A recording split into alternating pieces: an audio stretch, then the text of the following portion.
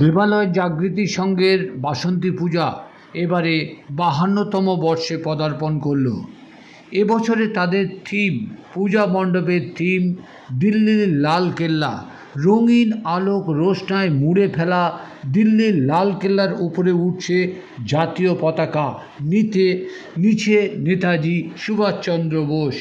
আর তৃতীয় স্থান পেল সেরা মণ্ডপ সজ্জা সার্বজনীন শ্রী শ্রী বাসন্তী পুজোর এই যে সেরা বাসন্তী পুজোর খোঁজে এখানে তৃতীয় স্থান পেয়েছে আমাদের আরো একটি প্রিয় উদ্যোক্তা সংগঠন, পুজোর উদ্যোক্তা এবং নানান সমাজসেবামূলক কাজের সঙ্গে তারাও রয়েছেন।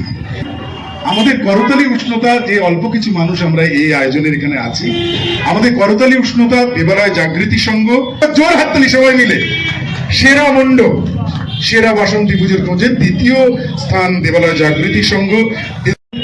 এই সম্মান প্রতিনিধির হাতে তুলে দিচ্ছেন, দেবালয় জাগৃতি সংঘের প্রতিনিধির হাতে তুলে দিচ্ছেন মাননীয় আইসি সাহেব, মাননীয় শ্রী অর্ণব গাঙ্গুলি মহাশয়।